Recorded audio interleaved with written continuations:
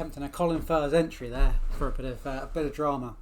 So what are we? Day 7 of daily diary, and I'm getting there. I'm getting closer.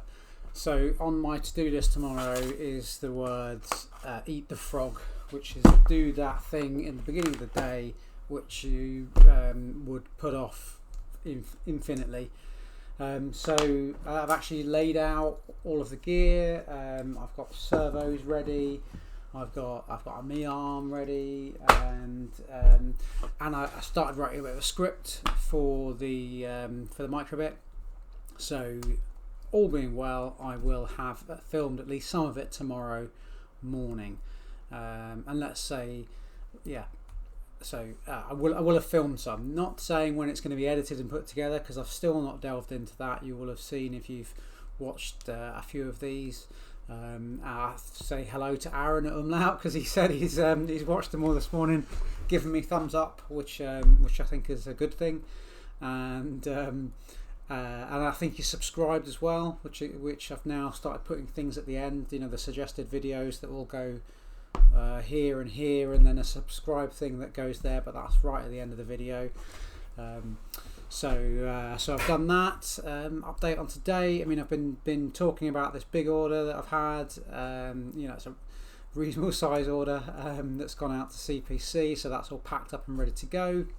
And we've had a few individual ones as well, which is fantastic. It's really great to have. I mean, I think what's actually remarkable, thinking back, in fact, I went and dug through one of my bits boxes and found this old limited edition Arduino from Maker Faire Rome back in 2013. So I've been doing this online sales electronics thing for some years now, and although it's taken a back seat over the last few years, it's really interesting coming back to it and actually seeing how far and how fast things have moved on. I mean, now shipping an order is so much easier than it used to be. Being able to just go onto Royal Mail online and print off your order, and actually the postman picks it up, which is incredible. I used to have to go and stand in line with a stack of parcels, and I mean, the price has gone up massively, of course. When I started Phenoptics, which would have been early noughties, maybe 2003. I think a first class stamp, there was no large letter size, a first class stamp was 27 pence, and that's really how old I am. So that's something to feel kind of depressed about. No, being old is a privilege. I'm not going to feel depressed about being old. So that's something I've sort of thought about a bit today, really, and yeah. So hopefully tomorrow, all being well, there'll be another one of these, another one of my sort of pieces to camera, unedited. And there will at least be some footage, maybe not all the footage. We'll see how it goes. I don't quite know how well it's all going to go.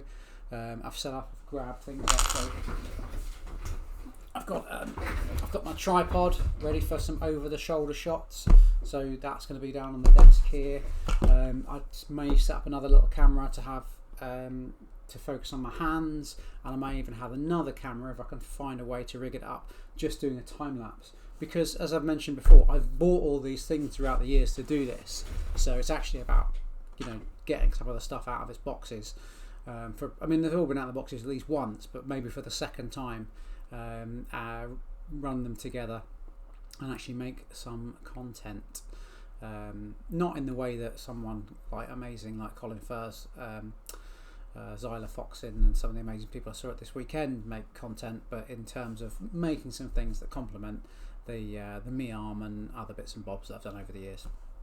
Anyway, I'll say goodbye and see you tomorrow. Ta.